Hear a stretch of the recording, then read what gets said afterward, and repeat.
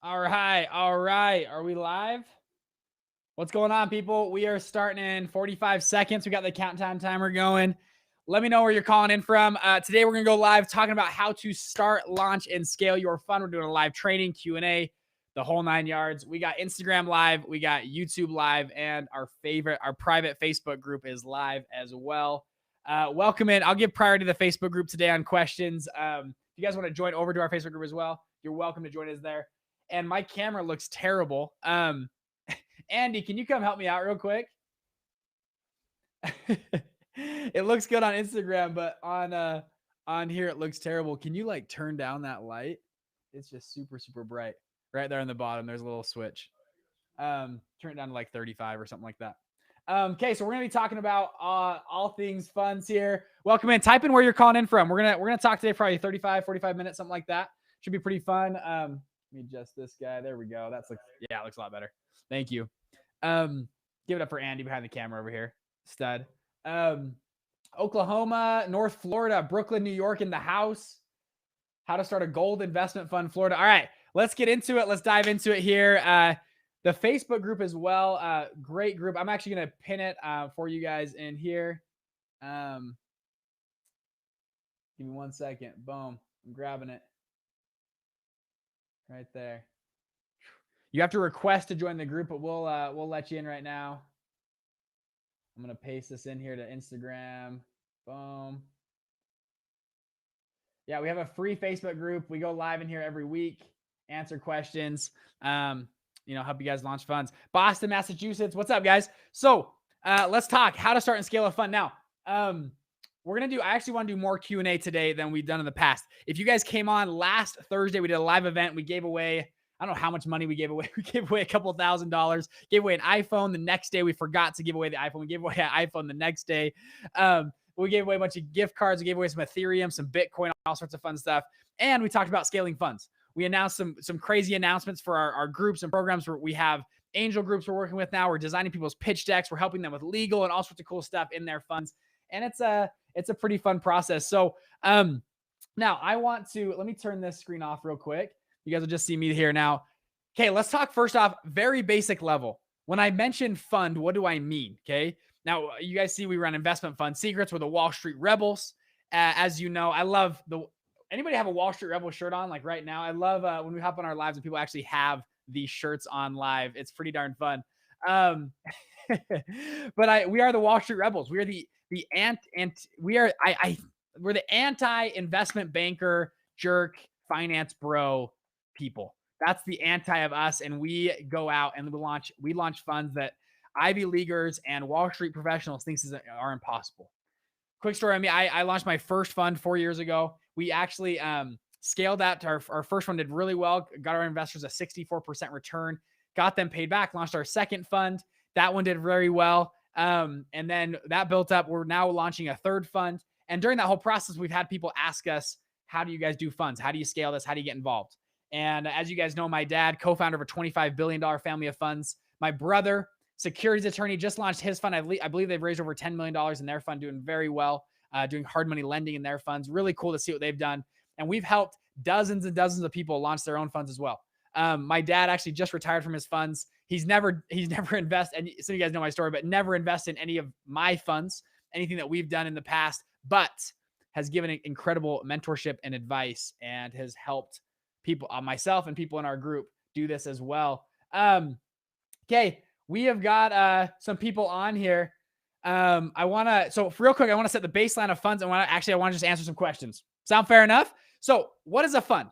Okay, all I mean when I say fund, a fund literally is a pool of money, and investors put money into that pool, and you and me as the fund manager can draw from that pool and go make investments. It can be cryptocurrency, it could be hard money lending, it could be real estate, whatever we want to do. And when those investments make a return, that flows back to the pool of money, and we split that pool between ourselves and the investors. Now, that split is called a waterfall. Those pools you can design in a limited partnership, general partnership structure, LLC constructs. I mean, we can go deep into the weeds on all that stuff, but most basic level, that's all it is. Okay. That's all it is. You can do syndications, funds, all sorts of good stuff. That's the basic level. When I mention hedge funds, real estate funds, private equity funds, venture capital, what are those? Okay. For a baseline, again, a fund, all it is a pool of money. All those funds I just mentioned all operate pretty much the exact same way at the fund level. A real estate fund, guess what they do? Same pool of money. They draw from that money and they go invest into real estate. Pretty simple, right? Hedge funds. You probably heard about hedge funds. All hedge funds do, they have a pool of money and they go invest into the public markets. That could be futures, that could be stocks, that could be cryptocurrency, Forex, or a mix of all of them. That's all it is. Pool of money. They can have discretion over how they invest that in the public markets. Venture capital, same pool of money. They're drawing from that pool and they're go investing in startup businesses. Usually, most common is a tech type of VC, but they also, there's VCs doing stuff all over the board. Private equity, same pool of money. They invest into private businesses. They buy private equity, the equity of the business. They buy it out of private businesses. A great example is Sycamore Partners. Sycamore Partners owns Aeropostale, Nine West Shoes. They were trying to buy Victoria's Secret last year. That's what they do. They own Staples, I believe. Like Staples, the brand, it's like The Office, Dunder Mifflin's antithesis company, Staples, that's their competitor, owned by Sycamore Partners, okay? I love that episode when Dwight goes and works at Staples, the couple episodes where he's there. I think it's hilarious. Any Office fans, by the way? I love The Office. Sad that it moved off Netflix. It's probably good for me, though. Get me on watching something else as well. Okay, so that's what I mean by fun. And we help people launch funds. I've been able to launch funds without the high. Most people think you got to go to Harvard. You got to have the Ivy League. You got to have Wall Street experience for 20 plus years because yes, that is how traditionally a lot of big hedge fund managers and big private, that's what they did. Yet, right now, there's this whole new generation of Wall Street rebels that are launching and scaling funds without all of that. And actually, not just recently, but people have been doing it for 20, 30, 40 years. But they just don't get put up on billboards or CNN or whatever it is. And they're running very, very lucrative funds doing this. And they're very niche funds. I have a buddy, he runs a funeral home fund. All they do is buy and sell funeral homes. That's it. Okay. Their entire fund, entire thesis, every year they can couple together 8 to 10 mom and pop funeral homes. They buy them and they found they can sell them for double on the public markets, but to bigger firms that will buy that pool of assets. And they make double the income. So every year, if they buy $8 million of the, let's say it's $1 million each for a mom and pop funeral home. They buy 8 of them for $8 million. They can sell that pool for $16 million. My buddy fund manager makes an $8 million spread. Yes, he splits that with his investors. So he probably takes home maybe $1.5–2 million. Not a bad return. There's easy ways to make money. There's hard ways to make money. That's why fund managers are riddled on the Forbes top 100 list, right? There's a reason that all these guys and gals are so wealthy because funds are one of the most lucrative vehicles on the planet to make money. All right. That's my intro. Here we are. Boom, baby. Give me a boom in the chat. You guys are here as well. I got actually some good questions already. I want to go right into questions. So if you have questions, I'm on Facebook, I'm on YouTube, and I'm on Instagram. Let's go over. We got a $10 question from YouTube as well right here. Let's dive into this one first. So for my brand new channel, hey Bridger, became your fan in March, wanted to start a crypto fund. Is it best to open an LLC in Wyoming? How to get started and choose attorney before or after LLC is formed? Fantastic question. I'm going to move this over here so I'm not turning my head sideways so you guys can see me. Let me go like this. Boom. All right, there we go. Okay, so great question. Crypto fund. By the way, I've seen a lot of people start crypto funds recently. They've done very well, at least recently, and actually through this crypto crash, a lot of them done well. I have a buddy, he's raised $30 million for his crypto fund, done very well, and did very well. Apparently, at least he's telling me, I haven't seen the numbers, but telling me they did very good through this crash. And anyways, have done very well in what they're doing. Okay, so want to start a crypto fund. Is it best to open LLC in Wyoming? How to get started and choose attorney before or after LLC is formed? Fantastic question. Now, this goes back to the basis of how we teach people how to launch and scale funds. And I call this the fund launch formula. Some of you guys have probably heard this before, but this is the way that we teach people how to efficiently launch funds. Yes, anybody can go and, pay a lawyer and just set up a fund, but how do you actually launch it in a way that'll be efficient, that'll actually get launched and started and go to the moon, to use a crypto term for you as well. Let me pull up on here. I'm actually going to share my screen. This will make it a little bit easier for you.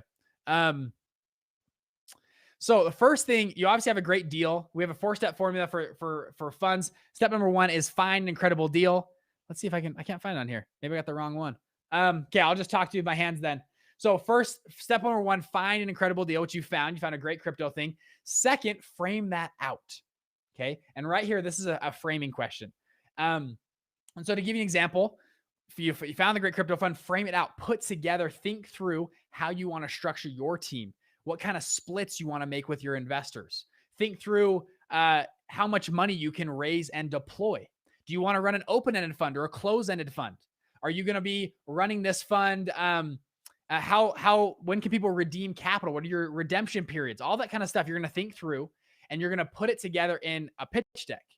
And I think it's best to go, and step number 3 is pitch investors early. This is before you've formulated all your LLCs and NCs, everything. Go and soft pitch investors. Now, this is not a solicitation. You're not selling your fund. You're going, and when I say pitch, what I mean is you're running this by mentors and high net worth people that are in your network first to see what they think. You're going to stress test your pitch. And actually, we do this in our top group, our Black Card group. We stress test it for you. You pitch me, you pitch my other partners. We go back and forth. We help design your pitch deck, make it all great. Once you get some investors to soft commit capital, okay, they soft commit capital, and they're like, yeah, you know what? If you get this crypto fund up and running and everything gets good, yeah, you know what? Put me down for $500,000. Put me down for $1 million. Put me down for $100,000.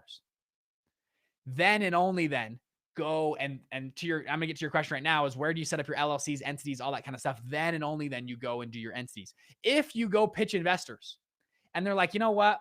I don't like the way you set up your crypto fund in an LLC construct. I want to do a general partner limited partnership. That would be better. Then you haven't paid lawyers yet to go do iterate. You can just go back and tweak that. It's you do the legal stuff you do last. It's opposite of what other people online will teach you. This is opposite of what no one else teaches funds online, but what blog writers will write. People that have never started funds before but know how to write a blog will tell you, oh yeah, go hire a lawyer, get started that way. Do not do that. You will waste so much money going to a lawyer first, because you're going to have to go back and reiterate and change and tweak things over and over and over again. Okay. Your lawyer is almost your last step of all of this. And it's actually, when you do it right, that's the easiest part.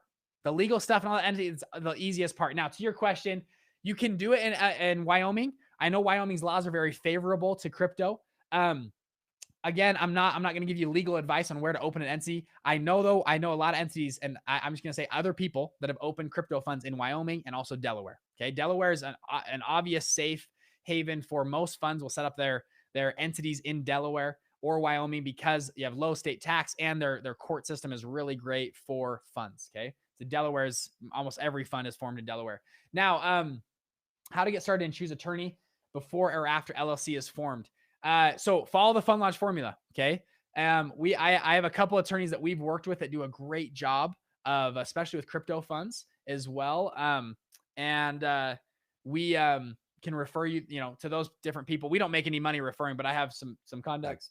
Excuse me. Another great way on this crypto fund question, and I want to give you some time on this question too, and feel free to follow up if you want me to answer some more, but is you can do a hedge fund incubator. Okay, write that down, a hedge fund incubator. Hedge fund incubators are essentially, for a typical hedge fund, just typical, it's about $30,000 to set it up. Okay.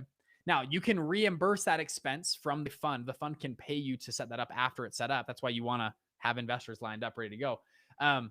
30 grand, I'd say is a maybe even a low end. A lot of times it's even 45, 50. You can go all the way up to $200,000 if you want. Because, and typically it's that price because most people go to a lawyer because they don't know what they want. And the lawyer has to sit down and teach them, what is a waterfall? What is a pref? What's a catch-up? What's an American waterfall versus a European waterfall? All these things that I try to share with you guys, a lawyer is going to teach. And guess what? They're going to bill you $600 an hour every single hour. And they're going to talk slow and they're going to be methodical and go back and forth. And you're going to be paying some good pocket to do that. And if you don't follow the fund launch formula, you set that up first, then you go pitch investors and your investor's like, well, can you tweak it a little bit? And then you go back to lawyers and they say, yeah, of course we can make tweaks. That's what we're here for. It's going to be another $5,000 for a new iteration.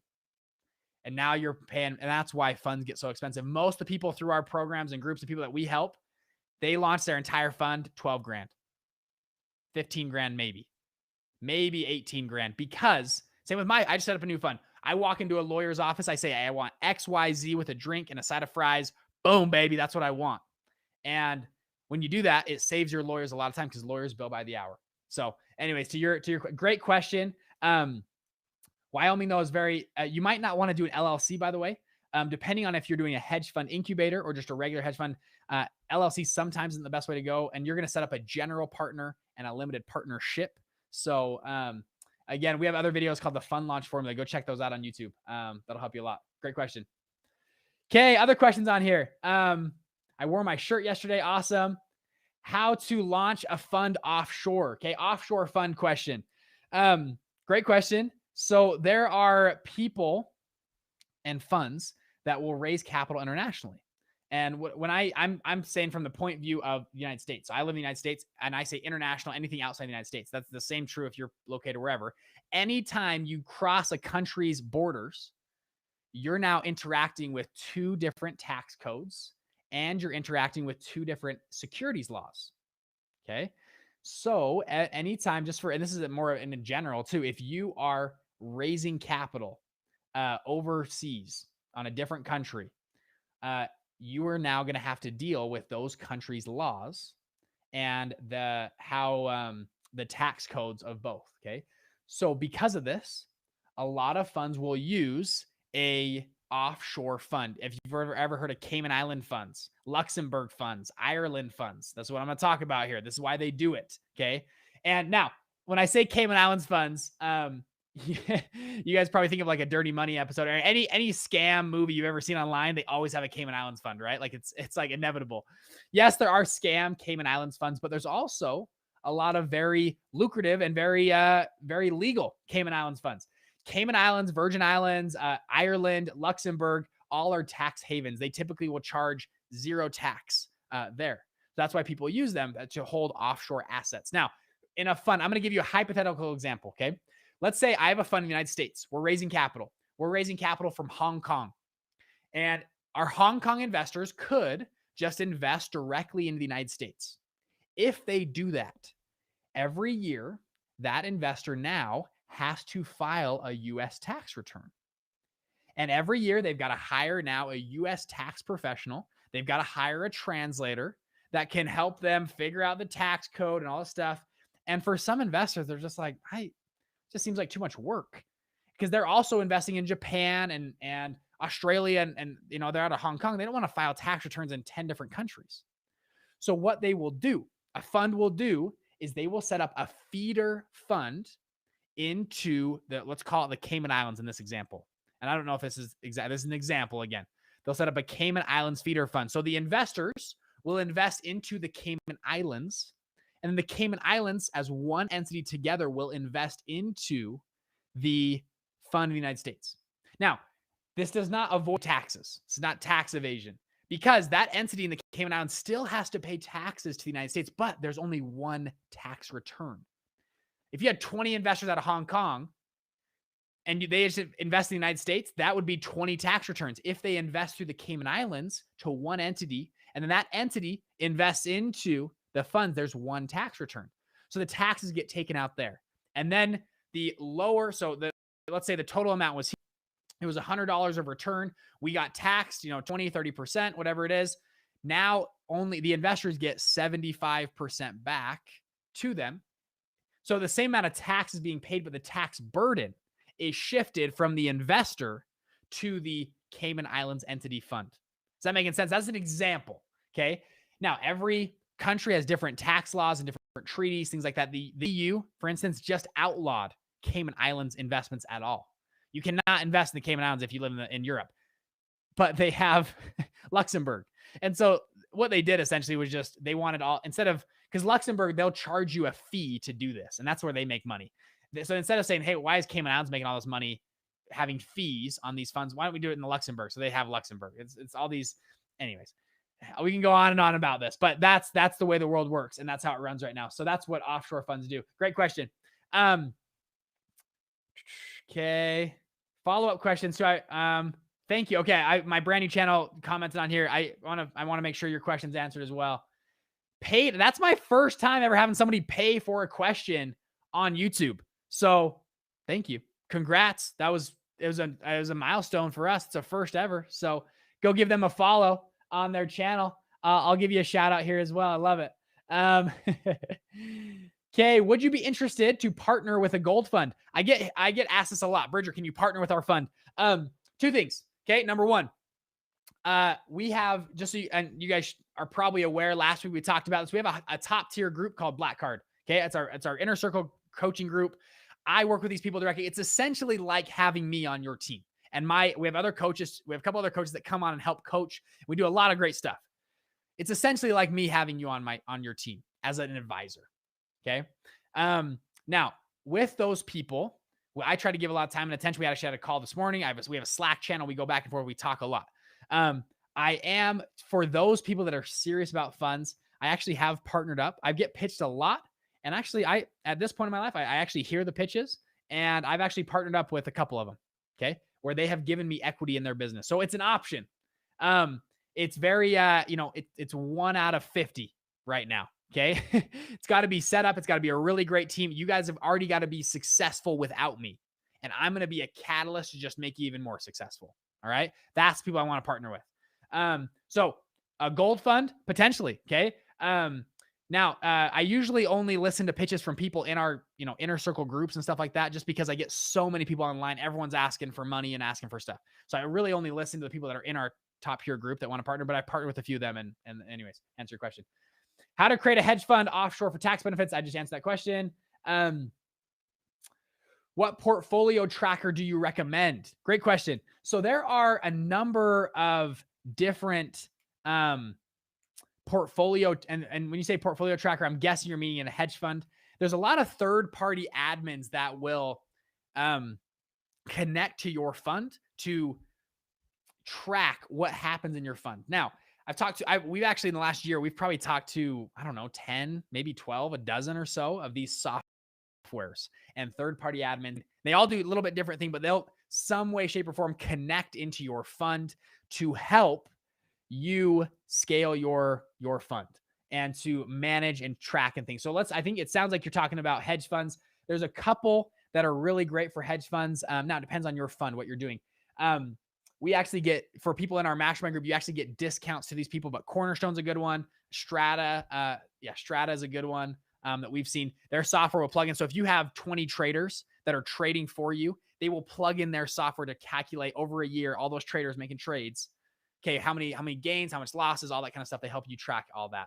So those are two, Strata and Cornerstone. You actually get discounts. Our mastermind group, you guys actually get a 10% discount to both those, and they're pretty pricey sometimes. So it's a pretty decent discount. From Facebook, what kinds of perks or benefits are most attractive or recommended to anchor investors or first LPs? Great question.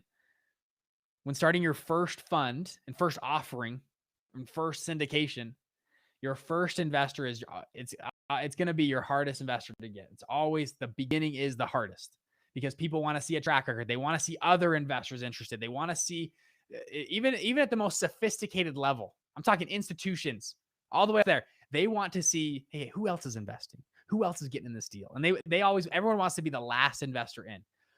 Great question. How do you incentivize first investors? What I did is I didn't charge a management fee.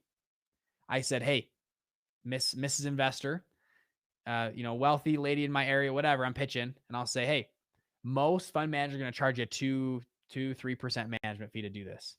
I am going to charge 0% management fee. I'm going to put my money where my mouth is. I don't make any money unless you make 8% first. That's how we structured our fund. And I said, I'm going to put my money. I know it's a first time fund. I know I might look young, but I have a great thesis. You can see what we've done here. You can see the team, and I'm so confident I'm not even going to charge a management fee. That's one way to go about it. Okay. Other groups have done, they'll do some GP equity for first time investors. I've seen that happen before. So if you're a first time investor, or if they're having a hard time raising money, they'll say, hey, if you invest in our first group and you're going to give us X amount of dollars, we'll actually give you a slice of the general partner in addition to your investment. I've seen that to incentivize. So now it's almost they're investing. They're a part of the management company as well. Seen both of those. Great question. Hey Bridger, how people from outside the United States can start funds? So it's every country has a little bit different securities laws, but also they're also decently similar. And the principles of starting funds are similar, whether you're in Spain, in the UK, and Dubai, in the United States, Canada. I mean, they have similar principles. Yes, there's laws that are a little bit different and different numbers and metrics and things like that, but the principles, the fund launch format things are all the same. We actually have a number of people we work with actually in our top tier group, all over the planet, Canada, UK, New Zealand, Spain right now, people all over the world doing it. So same stuff we share on this channel, all in there. So go check out the other videos. Okay. Just got off a call about international investing and tax coordination with pros in collaboration with wealth management. Cool. My man Bridger knows his shit. I love it. Okay. Other questions on Instagram. Let me check Instagram too if you guys have a question on here. What's up, Emin? Swan? Hey guys. From Wall Street Rebel on here. $5 question. Thank you for answering my questions. Changed my channel's name. Oh, awesome. Okay. To Wall Street Rebel. I hope I don't owe you copyright dues. LOL. Now I have to join your program for the show. Actually, that is copyrighted. So we'll see. Maybe we'll send you a lawsuit or something on there for Wall Street. Well, actually, it is though, legit. So we've trademarked and everything. So, anyways, I live in the UK and want to start a hedge fund that invests in US stocks. Can I please know how to go about it? Do I have to set up a hedge fund offshore? Okay, so you live in the UK and you want to start a fund that invests in the US. If you're going to primarily set in the US, you can just set up a US fund. Just set up a US based fund that's going to invest into the, I don't know what exchange you're going to use, call it the New York Stock Exchange. Do that. You can set up a UK fund that's going to invest in New York Stock Exchange. Okay. What I would do, a myth, is it a myth? I think I would, first off, follow the fund launch formula. Okay. Before you get worried about US tax law, just understand there are plenty of funds that have done this before. There's plenty of funds that have started in the UK. They either base themselves in the United States and have an office there, or they base themselves in the UK and they trade at the New York Stock Exchange. So to understand that, the more important piece is, do you have a good thesis? Do you have a good strategy? Do you have a good team around you? If you can answer yes to those questions and you have good investors lined up, we can connect you with lawyers, and I'm not going to give you legal advice. So I'm not a lawyer, but we can connect you with good lawyers after all that's set up. That's the most important part. The legal stuff, guys, the legal stuff is actually the easiest piece of this whole thing. The harder piece is having a good team, having a good thesis, bringing all these pieces together, bringing investors together. That's the harder piece. And that's what we focus on more. And we want to do all that before you go out and do that with investors as well. Okay. What is the typical vesting length for the crypto funds? 2 years, 5 years? Crypto is brand new, right? So you have funds doing all sorts of stuff. And that I would fall that into a hedge fund category. Most hedge funds, I'm going to say most, but you can do, the greatest thing about funds too, you can do whatever you'd like. So you don't have to sit and follow exact template. Funds, you get to write the Bible in funds. You get to write the legal stuff. You get to just say how it goes. You get all these great exemptions. And if you want to do a 2 year, 1 year, or 5 year, that doesn't matter. You just put it in your LP and PPM. Okay. So now I'm going to tell you what typical funds do. A lot of typical hedge funds will run an open-ended model, meaning they will start the fund and it will go on theoretically forever. It's open-ended. There's not a start date. There's a close-ended model, which has a start date and an end date. Usually most hedge funds are an open-ended model. So you'll start your open-ended model, you raise capital, and investors, I've seen a lot of funds do investors can come in quarterly or semi-annually. So every quarter, new investors can come in, will deploy your capital, and then they can redeem capital about every quarter or every 6 months. What does that mean by that? So, and then there's usually a lockup period. So typically I'll see a hedge fund. I'm going to give you one example. Okay, you can come in every quarter, maybe every month if you want to, but I'll just say quarter, just keep it, for a lot of startup funds, keep it simple. So an investor can come in every quarter. Once you put your money in, your money is locked up for at least 1 year or 18 months. Let's just call it a year for this example. It's at least locked up for 1 year. Okay. After a year, you can just keep it in, and we're going to, every quarter, we're going to give you distributions, and we're going to pay off the, the returns that we get, or maybe once a year we pay off returns, however we want to do it. And if you want to get your money back, you have to give us a 60-day notice or a 90-day notice. And what we'll do is we'll work your money out of our system. And after 60 days, we can, at the quarterly mark, we can move you in and out of the fund. Okay. You do that to help you. That's for you to manage the fund a lot easier.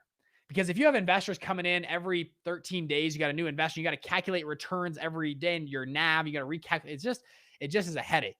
A lot of funds, especially startup funds, to keep it simple, investors can only come in on certain dates, and they do it for marketing purposes too. It gives them pressure. Come in on this date. You can calculate your NAV, your asset value, and then their money is locked up for a certain period. And then if you want to redeem that money, great. You have to give us a 60 or 90-day notice. We can work your money out, and then we will move you out on one of those quarterly dates. Maybe it's a 180-day notice, something like that as well, to give you just more flexibility. What you don't want to happen is where you're tied. Your hands are tied. You're in a position in a stock. You don't want to sell. It's a good position. You know it's going up, whatever it's going to happen. Yet a big investor calls you up, says, Bridger, I need my money back. Can you get it back to me? And you have a 14-day redemption period.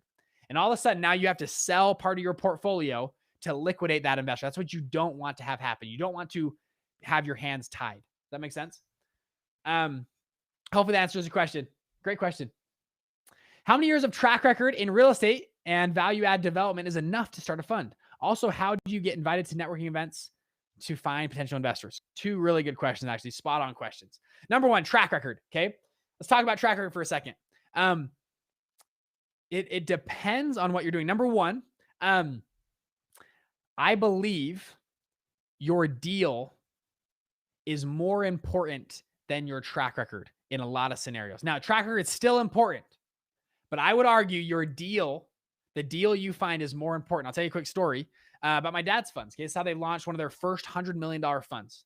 They, and for you guys that haven't heard my story, I pitched my dad to invest in my funds. He said, no, never. My dad's never invested in any of our funds, deals, projects, nothing, not a zip. But he's given me really good advice, mentorship, and helped me understand this game a lot better. And actually, he comes on a lot of these calls and coaching and stuff. And if you guys are in our groups, you'll get access to him as well. So he tells a story. He said when they started their first fund, they had good experience. They had good people, but they didn't have the Ivy League schools. They didn't have the Wall Street experience, the 20 years on Wall Street. And they would go pitch investors. And investors, they wanted a 10, they would ask about a Wall Street experience. They'd ask about that stuff. And they'd say, no, we don't have that. However, we've got a fantastic real estate deal in Miami, Florida. The property is appraised at $8.2 million. We can buy it today for $4.1 million. This is like 2010, right? Everything was on a fire sale. And they said, hey, this is a great property. Do you want in or out? You've done real estate before. You have friends, whatever. Look at the deal and poke holes in the deal. And what happened was investors would actually look at the deal and poke holes in the deal. And they say, hey, if you can't poke any holes in it, and they had a good team with them and stuff. And, they brought on, to help with their track record, brought on guys who had done real estate for 20 years or 15 years. They hadn't ran a fund, but they had done real estate for that long to leverage their track record, to leverage their experience. One great way to build a track record is just leverage other people's experience. Okay. And they did that. And investors, they said 9 times out of 10, they would beat out other funds raising money that didn't have deals ready to go. They would beat out a lot of the Ivy League pitches would be, hey, I'm from Harvard. We're very smart. Over the next 18 months, we're going to buy some real estate. And my dad's group would come in and say, hey, we've got a project in Miami. This is the price, this is the cap rate, this is all the stuff. We're going to close the end of the month. You want in or out? 9 times out of 10, they raised more money than the Ivy League guys because they had a tangible deal in front of them, and the investor could look and see that. Does that make sense? Okay. So couple of things there. Leverage other people's, we always talk about leveraging other people's money, OPM, right? Leverage other people's experience. OPE. We'll call it OPE. We'll term it. Maybe we'll copyright OPE, other people's experience, but leverage their tracker if you feel like you need one. But secondly, especially in real estate, I think a deal, and it's well thought out. You can show your pro formas and all your due diligence. We flew out there 3 times. We've walked every inch of that property. We've done this and this and this. Show a level of complexity that's past what they've ever seen before. That speaks volumes. Yes, tracker is important. And then that's for a city, and that will roll into the next one, and to the next one, and the next one. They start rolling into each other where you can start doing bigger and bigger deals and get bigger and more sophisticated investors. Okay. Second question here. How do I get invited to networking events, potential investors? That's a whole game in itself. And I actually went to a networking event this morning. Number one, letting people know that you like to go to those. It's actually a lot of, they're always looking for good people to come to them. So, kind of putting your nose out there on, and maybe it's LinkedIn or Instagram, whatever it is, but putting your nose out there and doing that. This, kind of the simple way to do it. Second way, valuable way, throw your own event. Throw your own networking event. Guess what people remember you as? Oh, Bridger is the guy. We actually threw an event. I threw an event 3 weeks ago just for Utah people locally. We called it Cars and Coin. We had a bunch of Lambos and McLarens come. These are just people that just said, hey, bring your supercar and we're going to talk crypto and we're going to talk negative interest rates and inflation.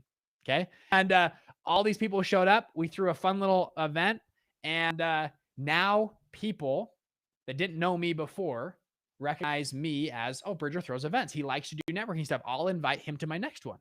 And today I got invited to an event. I got invited to another one. A couple months, it starts to snowball. So I think number 2, throw your own events. Great way to go. Number 3, when you go to events, be the life of the party. Be someone that people want to hang out with. And I can't teach that, but be someone that people want to hang out with and people have fun with and people have a good time with and want to invite them back. Aaron Wagner, one of our guys in our group, actually talked about this. He goes, I'm terrible at golf.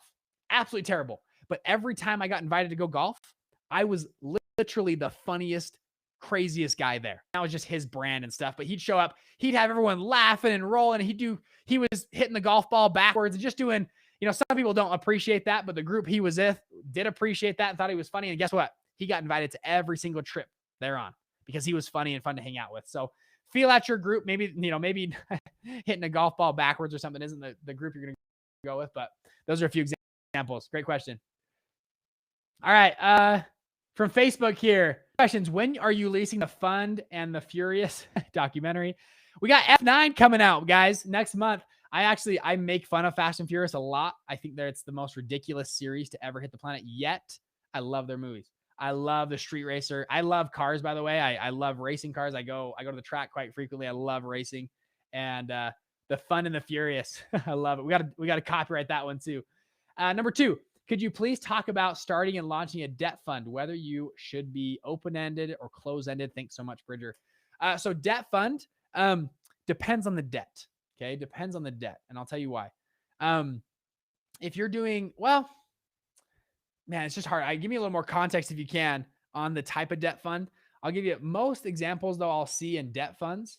Yesterday, we had Kellen Jones on. He runs a debt fund. A lot of them I see are open-ended because debt is, they're initiating loans in whatever niche they're in. And a lot of the lenders I see are shorter term. I mean, less than 24 months. And they'll just keep rolling the money into the newer loans. Some are less than 6 months. They just keep rolling the capital. And they get lots of turns on their capital. So I see an open-ended model. When we ran our debt fund, our model was open-ended. Investors like I said before, put their money in for 1-year lockup. They had to give me, I think it was a 60-day notice, and I could work their money out. After a year, they could redeem money whenever they wanted. We paid out distributions originally every quarter, and then we moved to monthly. So every single month, our investors were getting a paycheck, and they loved it. And it was awesome. And guess what happened? People started to brag. Bridger got this great fund. I'm getting a check every month. It's great. This is awesome. You guys should put money in. People, guess what? Word of mouth spread. We started to get more and more investors. And because we were an open-ended model, we could keep taking those investors. Those investors could keep joining in because an open-ended model allows you to keep raising money over time. So good question. If I join the mastermind group, do you guys send PPM or operating agreement outlines to reduce attorney fees? Great question. We, in our mastermind Black Card group, we do not do the legal docs for you. However, we give you legal doc templates. So we have templates for you that will help save you and your lawyer a lot of time. Okay. It reduces fees a lot for your funds, and it teaches you how funds work. So when you show up to a lawyer's office, that's why typical fund, 30 grand, our students are about 12 to 15 grand typically. And then we have a couple relationships with legal teams and lawyers that we think do a really great job. We don't make any money by referring you to them, but we just think they're good firms. They're good, fair price. They do a very good job, and they like working with our students. And they give you guys significant discounts. So we send you to them. Great question. Okay. On that note, I've got to wrap up here in just a second. I want to, people are mentioned Black Card. I mentioned our mastermind group. If you guys want to learn more, okay, if you want to learn more, I'm not here to anybody, but if you want to learn more about working with me directly and our groups and our programs, all that kind of stuff, in just a second, I'm gonna drop a key. You guys can message a key phrase in the chat, and what we'll do is we will reach out to you. One of my guys will reach out to you or myself, and we're gonna set up a phone call with you to answer some of your questions and give you more details on if you want to learn more about our programs working together. Okay, does that sound good? So if you guys want to get on a call with our 15-minute game plan call, we're going to walk through, try to point out some things on where you're at and maybe in the world and in relation to fund, if a fund would be a good fit for you, all that kind of stuff. If you're interested, okay, in just a second, we're going to drop a link, I believe, on YouTube, potentially, because I don't know if we can message you guys on YouTube, but Facebook and Instagram, we can just send you a direct message as well. So the key phrase, if you guys want to grab, I think got like 20 spots available for calls over the next 2 or 3 days. So if you want to grab one of those 20 spots in the chat right now, and what we do is we're going to hop on, we're going to talk about your fund. We can share about working with us directly, see if we're a good fit. If not, we want to refer you to places to get more information, just to help you out. That's our goal, and our mission is to help more and more people launch and scale funds. Okay, that's all we're here to do. All right, that's why we do this, and that's what we have. We've had a lot of very successful funds and groups come through, work with us directly, and scale funds past 10 million. A couple of funds past 50 million. A couple, actually one, maybe almost 2 funds at past $100 million. I know one for sure past $100 million. So that's what we've done in here, and there we go as well. So if you guys are interested, in the chat right now, type in free call. Okay, free call is the key word, key phrase. If you type in free call right now, what we'll do is my guys are going to comb through these, and they're going to reach out and send you a direct message about hopping on a 15-minute phone call to answer some of your questions, to go a little bit deeper. Does that sound fair enough? So in the chat, free call is the key word. Type that in the chat, and what we'll do is we'll comb through and answer some of those questions as well on there. I think Josh is on here right now. Nikita, Kalichi, Drew are my guys. So look out if they message you and DM you as well. Josh, I'm not sure. I can't hear Josh. I'm going to talk to Josh. If you want to go over to, I know YouTube. I don't know if we can DM people on YouTube. I don't think we can. So if you want to just go drop the link on YouTube, potentially, that might give these guys an easier way to do it. Andy also can help us there as well. They can just drop a link, and these guys can schedule as well there. But free call is the key phrase. I think we got about 20 spots we can work with where you guys can hop on with us, and we'll just help.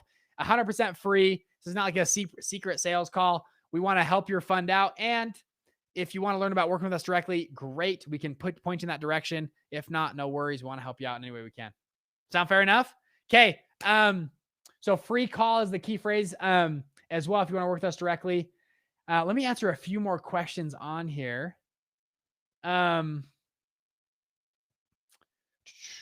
Okay. Yeah. About the program. Yeah. So we have a couple different programs. I don't want to talk more about it on here, but you guys book a call, again, free call. And you guys can learn more about what we do and work with us directly. I mean, we try to go all out. So we had on our top group, we've got a Slack channel. We do private calls, one-on-one calls. We build your guys' pitch deck for you. We have a live events in Utah you'll be flying out to, work with our coaches, all that kind of stuff. We help. Our goal is to get your fund launched quickly. Now, funds and syndications, it works for people that are already running one or people just starting out. Okay. If you're just at the beginning, that's okay. We have a whole course and all these videos to help get you up to speed to the place to start a fund. It was actually funny. Some people will say, "Oh, Bridger, it's almost like chicken and egg," right? Once I have a fund, then I'll learn how to scale it. or I'll learn more about it. And once I'm ready to go. But the funny thing is, this is how my experience was. I learned about a fund first. And guess what happened? That little piece of your brain that starts to recognize stuff. You know what I'm talking about when you buy a new car or you're looking at Subarus or saw someone put an Audi RS3 baby on there. You see an Audi RS3. I love Audis. We have an Audi. I have an Audi R8 right now, and it's an awesome car. RS3. You have an RS3. You start seeing Audi A3s and RS3s rolling around all of a sudden. Same thing happens with funds. When you start learning about funds, how they work, how they're structured, you'll start to notice things in relation to funds way more than you did before. What happened for me, it was the job I was working at in college. I was like, the light bulbs went off. I said, we could start a fund inside of this business and we could help these people, these clients that are coming through. We could lend money to them and they would help them a lot. We would make money and they would pay us. And I went and talked to the owners of the business. They loved the idea. I talked to my dad. He helped me structure and put it together. I had mentors. I pitched my dad for money. He said no, but I went out and raised money from investors. And that's how I got the idea for my first fund. I learned about funds first for about 8 months straight. I sat down with my dad every Sunday night and he taught me about funds. So if you're just sitting there like right now, like, I don't even know the first thing about funds. Perfect. That's where you need to start. Start learning the game. You can't strategize on the game unless you know the game. If you don't know how rugby is played, how are you going to strategize on how to run a rugby team? If that's your goal one day is to run a rugby team, but you don't know the rules of rugby, how are you going to do that? Same thing with funds. If you don't know the rules of the game, how are you ever going to launch a fund? Okay, that's the first step. And that's where we help people. We have a number of different things that we help teach and that's why we have this channel. And then we have paid back-end content to help organize it, give you guys the nuggets you need. Anyways, it's enough I'm going to say there. I love the RS3 though. Free call is the key word. If you guys want to book a call there. Josh, Nikita, I want to make sure you guys come on Instagram and check these guys out on Instagram. You guys there as well? Andy, are you over there? Can you make sure Josh and Nikita are just grabbing people on Instagram as well? We got a couple people on Instagram here. I just want to, before I close it out, I don't want to lose them. Okay. The link's in the chat too. Okay. Andy dropped the link on the chat in YouTube. So click on that link. It'll just book a call there. So you guys will see that. Oh, there it is right there. Boom, baby. I love it. Okay. Perfect. And then Instagram, maybe we just drop the link on there as well. Got a couple people on Instagram and then Facebook and Instagram's easier though. So we can just DM each other. So if no one reaches out to you on Facebook or Instagram, send me a DM. Say, hey, I was on call. If they don't send you a DM in the next 2 hours, DM me and say, hey, I was on the call. I didn't see anything. Where can I sign up or where can we hop on a call? And we'll get the ball rolling. Sound good enough? Okay. Free call. I see you guys. King Kevin on there. Can't DM on YouTube. Okay. Awesome. Perfect. Okay. Thank you guys so much. Good live call. We'll see some of you guys down the road as well. Let me know if you guys have other stuff we want to talk about in the future and questions I can answer. Okay. Thank you guys so much. I think we got everyone here and we're looking good. Okay. Time to sign off. You guys are awesome. Booked. I see some people that booked the calls. Perfect. Hop on there. We're gonna try to help you out any way we can. You guys are great. Thank you so much. Love y'all. Have a great week. Go help people out. Go be a good neighbor. Be a good friend. Spread goodness online.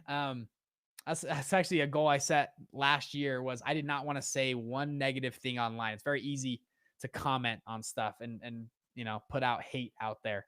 And go spread some goodness out in the world. The world needs it right now. If you're on YouTube, hit that like button. Apparently it helps it.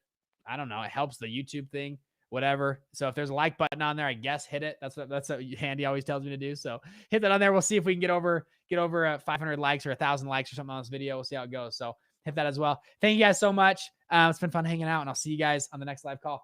Okay. Bye guys. I'm going to log off here. See y'all. Bye guys.